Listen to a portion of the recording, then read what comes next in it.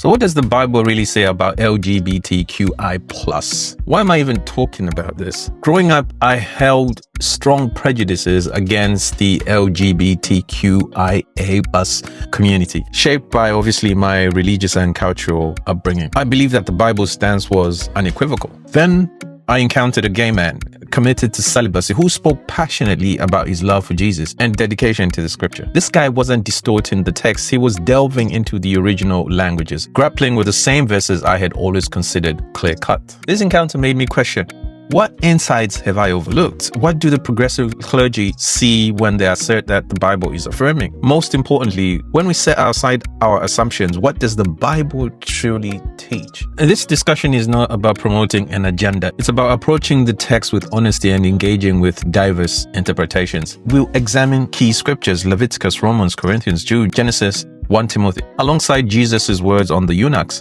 the biblical definition of marriage, and the challenge of applying ancient wisdom to contemporary issues. By the end of this discussion, I aim to draw a conclusion based on what the Bible actually says, not merely on tradition. And I'll tell you what really sparked my curiosity. Recently, Episcopal Bishop Marianne Boudet advocated for the LGBTQI+ community, urging compassion and understanding. Her efforts were met with significant criticism from certain church factions. This incident prompted me to delve deeper into what scripture genuinely says about this issue. How prevalent is the LGBTQIA+ community in the UK, and what is their religious affiliation? According to the 2021 census for England and Wales, approximately 3.2% of the population aged over 16 identifies lesbian, gay, or bisexual. And notably, 26% of that figure identify as Christian, while 63% reported as having no religion. Does the Bible address LGBTQIA+ identities?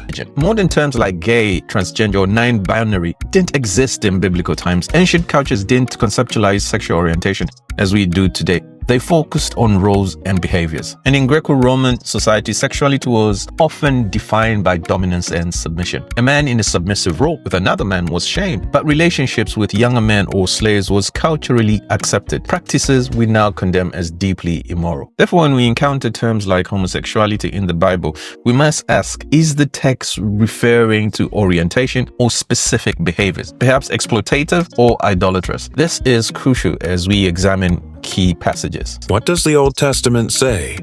One of the most quoted verses is Leviticus 18 verse 22. You shall not lie with a male as with a woman.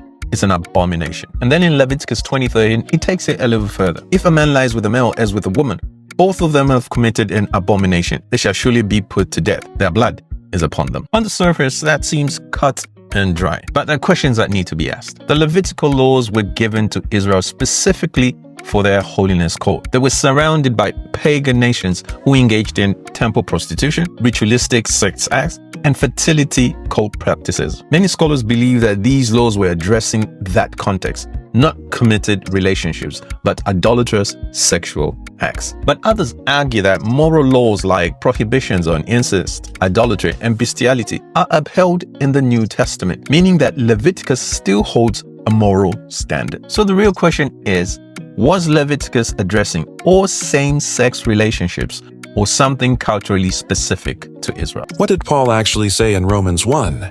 The strongest New Testament passage against same-sex behavior is Romans chapter 1 verse 26 and 27. For this reason, God gave them up to their dishonorable passions. For their women exchanged natural relations for those that are contrary to nature. And their men likewise gave up natural relations with women and were consumed with passion for one another. Men committing shameless acts with men and receiving in themselves the due penalty for their error. This is the only place where both male and female same-sex behavior is condemned. But what exactly is Paul condemning in this portion of scripture? The context of Romans 1 is idolatry. Paul describes how humanity rejected God, and as a result, their hearts and desires became twisted. Some argue that Paul is condemning excessive, lustful behavior that resulted from idolatry, not loving, committed relationships. Others argue that Paul is going back to Genesis, reaffirming God's original design. One man, one woman. The key phrase here is contrary to nature, which could mean unnatural to the person, that is heterosexual people engaging in same-sex acts, or unnatural to God's design. Romans 1:27 is the strongest argument against same-sex relationships in scripture. The question, is Paul condemning all same-sex behavior or only that which is rooted in lust and idolatry? What do 1 Corinthians 6:9 and 1 Timothy 1:10 actually say? Paul uses two key Greek words, asenokotai, literally meaning men who bed men, and malakoi, meaning soft or effeminate. Some argue that asenokotai refers to exploitative relationships like pederasty, which is adult men with boys. Others say it's a general condemnation of all male-male sexual acts. 1 Timothy 1:9 and 10 places asenokotai in a list of sinful lifestyles, suggesting that it's about persistent, unrepentant behavior, not just a single act. So the debate is Paul condemning all homosexuality or specific abusive practices? What was the sin of Sodom? In Genesis 19, the men of Sodom demand to rape Lot's visitors. That's why God destroyed the city. But in Jude 7, it says Sodom and Gomorrah indulged in sexual immorality and pursued unnatural desires, or strange flesh. Some argue here that strange flesh means angelic beings, since the visitors were angels. Others say it means same-sex desire. So the question here is, was Sodom's sin about homosexuality, or was it about rape and violence? What about Jesus and the eunuchs? In Matthew 19:12, Jesus acknowledges this. For there are eunuchs who have been so from birth, and there are eunuchs who have been made eunuchs by men, and there are eunuchs who have made themselves eunuchs for the sake of the kingdom of heaven. A eunuch is a man who could not or did not engage in sexual relationships. Some scholars argue that this is the Bible's way of recognizing that some people are born different, outside the male-female binary. Could this be a biblical acknowledgement of non-traditional gender identities? Final thoughts. What does the Bible actually teach?